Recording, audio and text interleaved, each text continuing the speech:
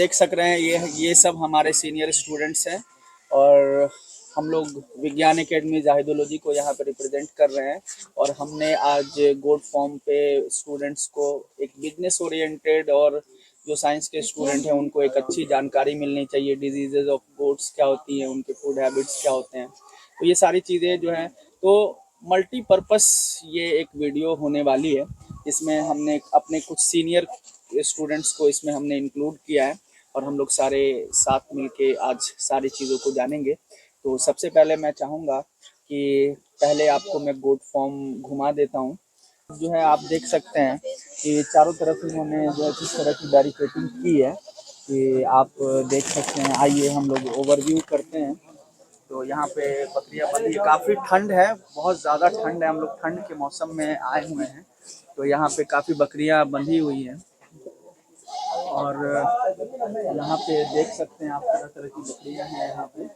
और मैं आपको बता दूँ जो है क्रॉस ब्रीड्स हैं।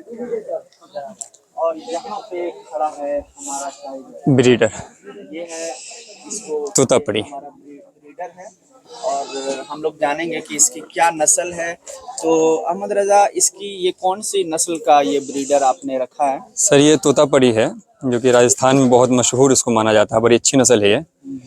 तो फॉर्म तो सब खोलते हैं लेकिन मेरी ये अपनी सोच थी कुछ नया करके करेंगे। तो बकरियां जितनी है सब अपनी देसली है, अपने गांव देहात की है, लेकिन उसके ब्रीडर को मैं पटना से उपलब्ध किया था। तो ये तोतापरी एक और ब्रीडर है जो बर्बरी नस्ल का है, बर्बरी नस्ल, जो कि उसकी एक यूनिक पना है कि उसका कान छोटा होता है, आंख मोतियों जैसी होती है। तो ये थोड़ा सा बदमाश टाइप में और अच्छा होता है। तो इसके जो बकरे होते हैं वो बड़े होते हैं, तो देहात में लोग बड़ी चीज़ को ज़्यादा पसंद करते हैं कि कुछ बड़ा हो। तो उस हिसाब से इसको मैं उपलब्ध किया था, पटना से लाया था। तो मेरा ये सवाल है कि ये ब्रीडर क्या सिर्फ तोतापरी को ही इससे क्रॉस कर सकते हैं या किसी भी नस्ल की बकरी को? नहीं सर, ये तो आप किसी भी बकरी को क्रॉस कर सकते हैं, तो उसी को फिर क्रॉस ब्रीडर कहेंगे। जैसा कि अब यहाँ पे बच्चा जितना है सब इसका है और बकरियां जितनी थी वो अपने देश, अपने गांव के देहात की। यानी आपने देसी बकरी की इससे क्रॉस करवा हाइब्रिड नस्ल तैयार की। Yes sir. तो क्या आपने उन नस्ल का भी कोई नाम रखा है या बस क्रॉस?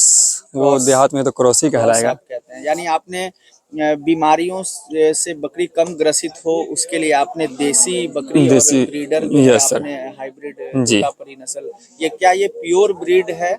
नहीं, ये भी क्रॉस है। अच्छा, ये भी जी। असल में अपने यहाँ बिहार में क्या है सर कि मौसम बहुत चेंज होता है। अब बरसात हुई तो मौसम चेंज, ठंड आई तो मौसम चेंज, गर्मी आई तो मौसम चेंज। तो उस हिसाब से इस बिना पे सर ऐसा किए कि कम नुकसान हो और बहुत कम लागत में इसका मैंने शुरू किया था, जो कि सेट का खर्चा बहुत नॉर्मल था। देहात का सारा चीज़ है, सिर्फ चद्दर खरीदनी पड़ी थी। तो सिर्फ 8 बकरियों से शुरू किया था सर मैं। 8 बकरी? और अभी मेरे पास 42 बकरियाँ हैं। ये कुछ बकरियाँ मैं घर पे भी रखता हूँ, जो बच्चा देने वाली होती है, छोटे बच्चे होते हैं तो उसको घर पे रखते हैं, फिर घर से वहाँ से ले आते हैं। अच्छा, घर भी आपका यहीं पास में ही जी है जहाँ से आप? जी। तो आपने कितने दिन पहले शुरू किया? 17 महीना हो गया सर। 17 महीने हम लोग चलते चलते बात करेंगे। 17 महीने जो है उन्होंने शुरू किया है इस चीज को। तो ये रहा सर मेरा बर्बरी। ये बर्बरी? यस। काफी ठंड के वजह से जी, अभी आज पछिया हवा चल रही है। ये मेरा बर्बरी है। इसके अंदर 2 खूबी है। इसकी असली होने की निशानी, इसका कान कभी गिरेगा नहीं। अच्छा, इसका कान कभी नहीं गिरेगा। और इसकी आंख जो है मोतियों जैसी होती है, ये आंख में चमक होती है इसके। बिल्कुल बिल्कुल। तो कुछ अलग करने की कोशिश की है। और यहाँ पे जब मैं आया था सर तो पूरा जंगल था, ये पूरा जंगल था। तो ये मेरी ख्वाहिश थी कि कहीं वीरान जगहों को आबाद किया जाए। तो यहाँ आने के बाद इस जगह को आबाद किया, पास वाले को आबाद किया। जरा कैमरा पूरे लोकेशन को दिखाएं कि किस तरह के लोकेशन पे ये फार्म एस्टैब्लिश किया। तालाब में बहुत जंगल हुआ करता था, उसकी सफाई करवाए। ये गर्मियों के लिए तो काफी अच्छा ये फॉर्म होएगा, लेकिन क्या सर्दी में ये सुटेबल है ये फॉर्म? सर्दी पार कर लिए सर, अब तो 15 फरवरी सर्दी पार हो जाएगी। बिल्कुल। आज 2 फरवरी है जी। और मतलब 15 फरवरी तक ही जो ठंड रहेगी। तो आपने ठंड पार कर ली। तो इस ठंड में मैं जानना चाहूँ कि आपको क्या क्या परेशानियां उठानी पड़ी?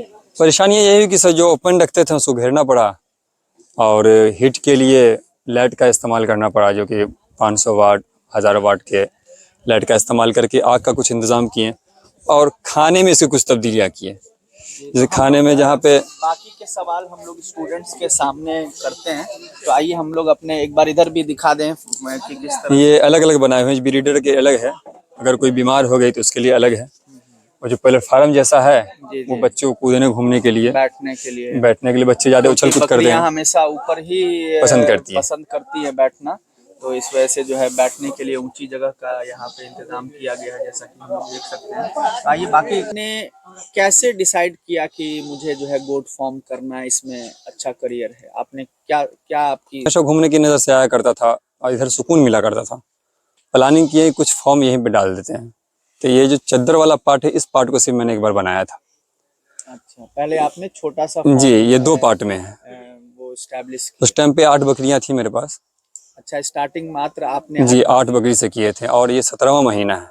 17 महीने आपके जी, हो चुके हैं। तो 17 महीने में मैं जो इसमें फायदा देखा, 17 महीने में एक बकरियां 2 बार बच्चा दी, तो एक बकरी के 4 बच्चे। में बकरियां एक साल में 14 महीने में 2 बार। 14 महीने में, यानी 14 महीनों में 2 बार नहीं, बच्चे उसका देती हैं। दोबारा देने का जो डिफरेंट है बीच में फर्क पड़ जाता है। हाँ, तो 14 महीने में ये 2 बार बच्चे यस सर। बकरियां देती हैं। असल में कहावत है 6 महीने पे, जी लेकिन किसी चीज को आप पे यूट्यूब पे देख करके या किसी चीज को कहीं देख करके थोड़ा सा आप सिर्फ देख सकते हैं, समझ सकते हैं, लेकिन जब आप कहिएगा करने के लिए तो वो मुश्किल आएगा। तो मैं इस चीज को करके देखा, बहुत सारे लोगों ने यूट्यूब पे देख के फॉर्म खोले, जी हमारे रिश्तेदारों ने भी खोला, लेकिन वो 6 महीने 8 महीने बंद कर दिए, बंद कर दी, इसलिए कि 6 महीने पे बकरी बच्चा देती है, पाल खाने में उसको 22 दिन 28 दिन फिर से लगता फिर है। से उसको 1 महीने कम जी, से कम मिनिमम लगता है। टाइम लगता है। तो एकदम राउंड फिगर में ले लो तो 14 महीने में एक बकरियां 2 बार बच्चा देती है। अच्छा, बकरियां जैसे कितने बच्चे देती हैं? क्या वैसी कुछ वैरायटी की भी जी, बकरियां होती हैं जो एक बार में ज्यादा बच्चे दे या कम बच्चे दे, इस तरह की वो कुछ? बकरियों के ग्रोथ पे होता है सर। हमारे पास कुछ बकरियां जो 3 बच्चा भी देती है, कुछ बकरियां 1 बच्चे देती है, लेकिन हमारे पास जो ब्रीडर है वो विदेशी ब्रीडर हो गया, हमारे इस देश का इस कल्चर इस आबोहवा का नहीं है, तो इस बकरियों पे उस ब्रीडर का वेट ज्यादा पड़ जाता है, जिसके कारण अक्सर बकरियां 1 बच्चा देती है। और मैं ये सोचता भी हूँ कि एक बकरी एक ही बार में बच्चा दे, ताकि वो यानी स्वस्थ अगर हो। हम लोग ब्रीडर अगर हम लोग रखते हैं तो ज्यादातर चांसेस होते हैं कि बकरी जो है एक ही बच्चा देगी, ज्यादा भी दे सकती है, लेकिन ज्यादातर प्रोबेबिलिटी रहती है कि अगर ब्रीडर आपका हाइब्रिड है तो आपकी बकरी जो है एक ही बच्चा देगी। अगर उसका देसी यानी जिस नस्ल की है उससे अगर क्रॉस कराई जाए हाँ, तो 2-3 हो सकते हैं सर। तो 2-3 बच्चे जी, हो सकते 2-3 इस पे भी होते हैं, लेकिन वो कमजोर हो जाते हैं, इसलिए कि बकरी का जो पेट होता है उसका आकार बहुत कम हो जाता है। हैं, कम हो जाते तो जब बच्चे उसके अंदर राउंड करने की कोशिश करते हैं, इसलिए उसको तो 3 महीने 2.5 महीने पे राउंड करना है, तो जब उसके आकार बनते जाते राउंड करता तो किसी का पाँव टेढ़ा हो जाएगा, कोई जन्म लेने के बाद मर जाएगा, तो ये दिक्कतें आती है। ये इसमें हमारे पास एक बकरी है जो 3 बच्चा देती है, इस बार मैं उसको देखा तो उसके पेट में जगह नहीं है, बच्चा राउंड नहीं कर पाता है, उस कारण उसका बच्चा नुकसान होता है, एक बच्चा बचता है 3 बच्चे में हर बार। तो ये मेरी ये ख्वाहिश होती है कि एक बकरी एक ही बच्चा दे, ताकि वो तंदुरुस्त हो। तंदुरुस्त, जी यानी अच्छी होगी। तो आपने जैसा कि आपने बताया कि आपने 8 बकरियों से शुरू किया था, जी, तो आपने कहीं से बकरी खरीदी होगी? गांव देहात से लिए थे सर। तो क्या आप बता सकते हैं हमारे स्टूडेंट्स को कि उन 8 बकरियों को खरीदने में जो है आपको कितना खर्च आया होगा? 17,000 में मैंने सर बकरियां लिए थे। 8 बकरी जी, और 12,000 में ब्रीडर लाए थे पटना से, जो यानी कि अप्रोक्सीमेटली 2000 एक बकरी का आप? जी, और उसको 4,000 भाड़ा लग गया था लाने में। जी हमारे एक सिपाही जो वहाँ रहते हैं उन्होंने हमको उपलब्ध कराया था, तो ये बड़ी ख्वाहिश थी कि कोई ऐसा ब्रीडर मिले तो पटना से लाएं। तो टोटल मान लीजिए ज़मीन और जो यहाँ काम है ये शेड में। आपकी जमीन है? Yes sir. आपकी जी, जमीन हो गई है? ये हमारे दादा पूर्वजों की है। अच्छा, पूर्वजों से जी आप ही की जी, जमीन तो ये है, मेरे हिस्से में आई, यानी आपको जमीन का कोई भी कोई कॉस्ट कॉस्ट नहीं नहीं लगा लगा, जो और टोटल ये जो खर्चा। आपने बांस वगैरह ये जो किए हैं आपने, कि जैसा कि हम लोग देख सकते हैं कि बांस की इन्होंने काफी सुंदर स्ट्रक्चर इन्होंने बनाई है, तो क्या ये बांस आपको खरीदने पड़े या नहीं, ये कुछ दोस्तों ने दिया हेल्प के तौर पे, जी और कुछ अपने पूर्वजों का भी था। जी? तो टोटल खर्चा सर मेरा इसका शेड और जानवरों में 50,000 पड़ा था, जो अच्छा, उस 50,000 को मैं 9 महीने में निकाल लिया था।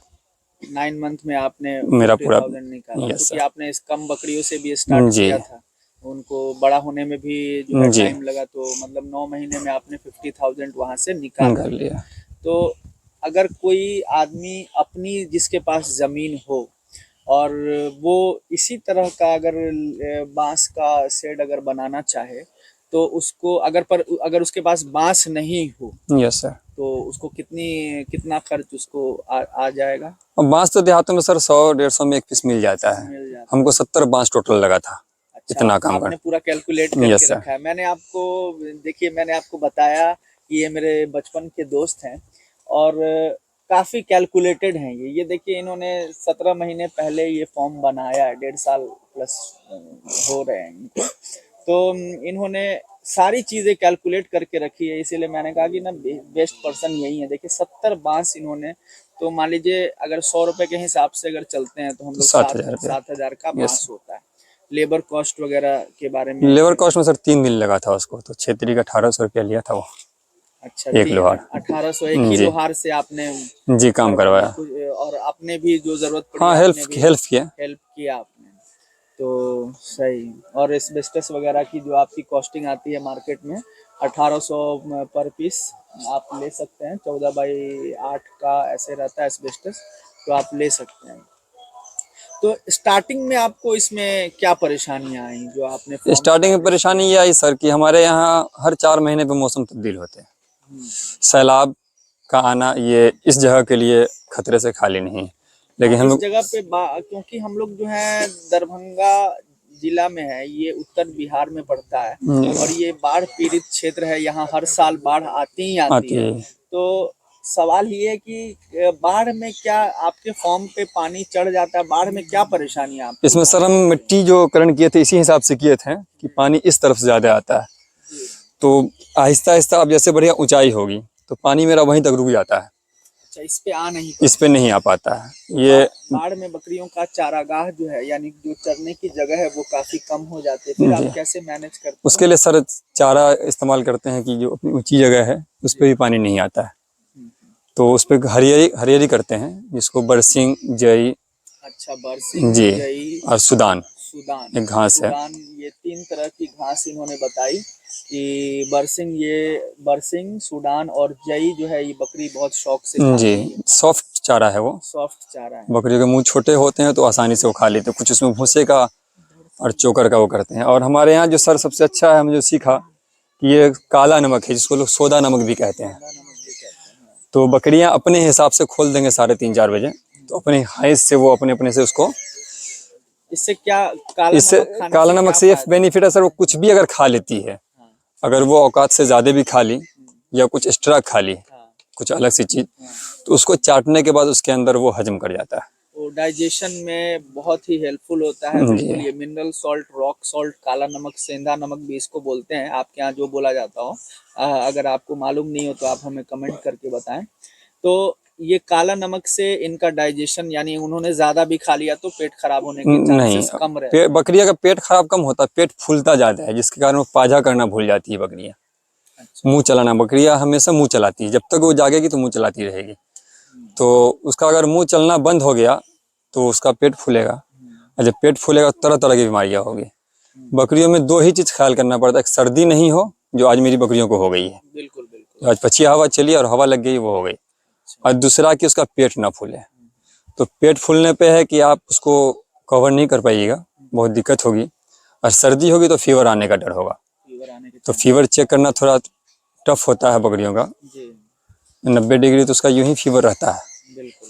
तो वो 104 तक जाने पे खतरा हो जाता है। खतरा हो जाता तो ये 2 चीज़ अगर आप केयर कर लेते हैं है। तो एक सैलाब का मौसम हो गया उसमें दिक्कत होती है, एक ठंडी के मौसम में दिक्कत होती है। बाकी और मौसम में थोड़ा सा सूखा पीरता रहता है तो घुमा फिरा भी लेते हैं।